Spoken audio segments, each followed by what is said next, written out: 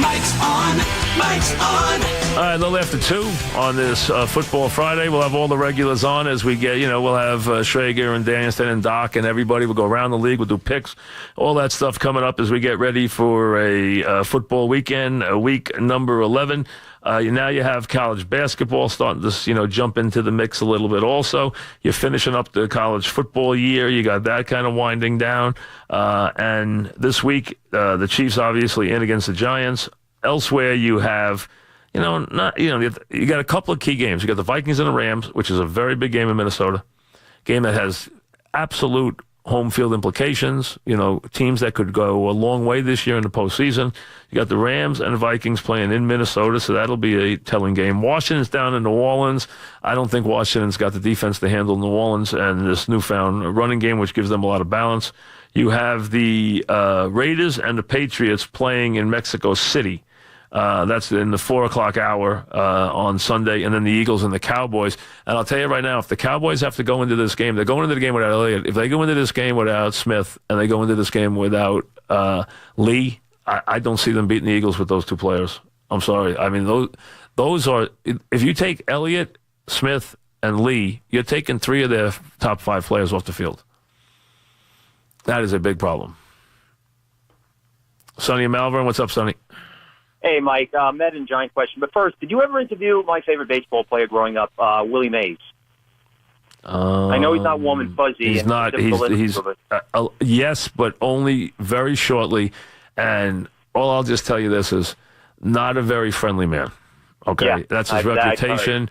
He's not he's a great player. He's just not a warm and fuzzy guy. He's not known to be very nice to people. He just isn't. I mean, that's just his thing. He's just different. He's just he's distant. He's distant. Yeah. He's distant. That's all. He just doesn't like people very much. I mean, that's his thing. Listen, he's Willie Mays, but he just is not a very friendly guy. That's just his thing, and that's his reputation. He's a very difficult guy to interview. Really, right. Really. Is. Mets and Giants. Mets, you said they need to make almost a little bit splash, get a big players. They McCutcheon need one. Name or no?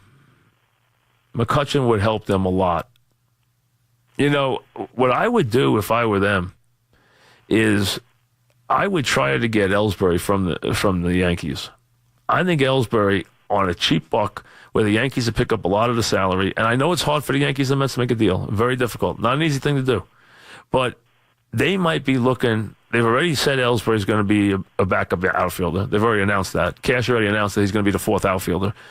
If they could unload him, and I think if he played every day for the Mets, he'd actually play well. I think they'd get a really good year out of him. I think the Mets have to make that kind of move, and I think they need to get themselves one more really big-time bat in the lineup. And, I'm not talking about getting Giancarlo Stanton here. All right? We know the Mets aren't going to do that. I'm talking about them getting themselves a really, really sound, no-issue bat. But let's be honest.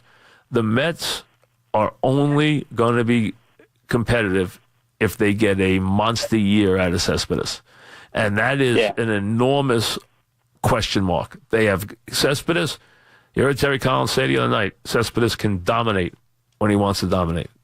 The question is, can you get him to be on all the time for a year? If you can, you get one of the better players who can carry this team. We have seen Cespedes dominate the league when he wants to play well. The question is, can you get him to be motivated to do that? It's a big question mark. You really don't have the answer. I mean, it is a very big issue. Bill in Connecticut, what's up, Bill? Hi, Mike. Thank you for taking my call. Yeah, what's happening?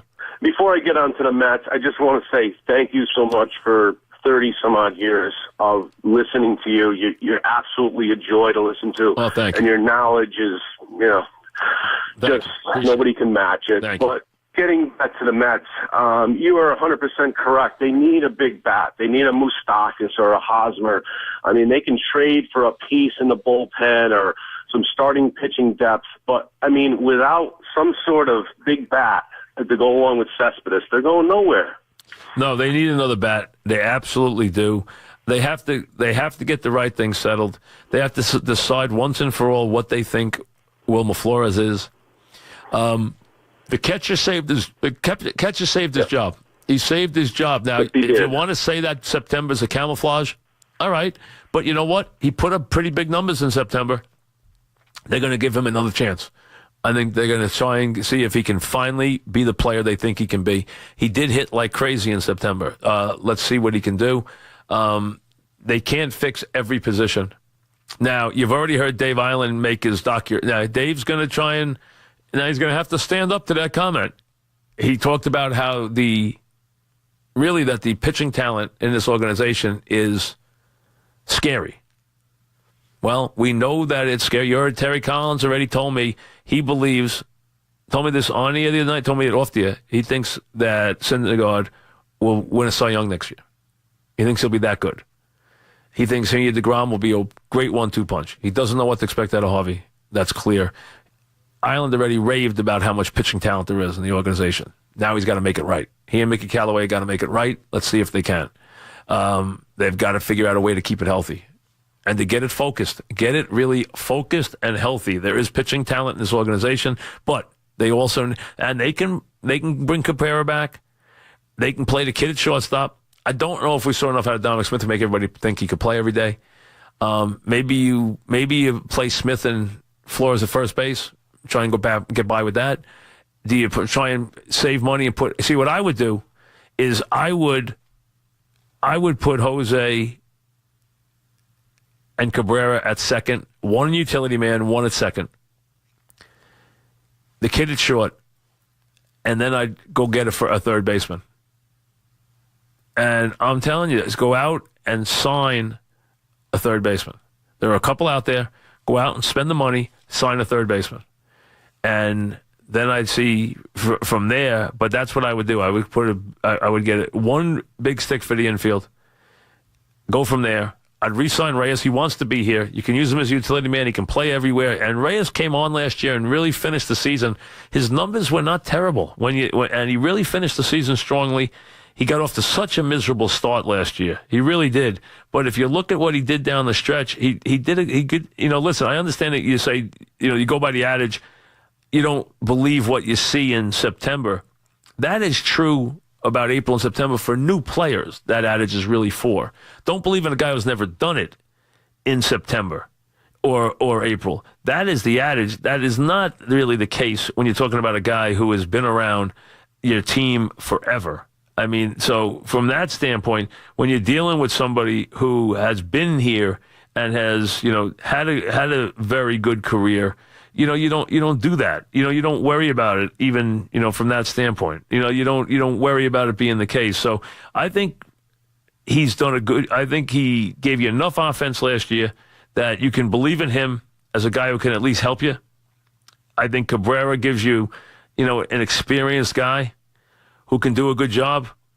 Let me get to I want to go to the free agent list for a second. And, see what I see on there that makes me, there's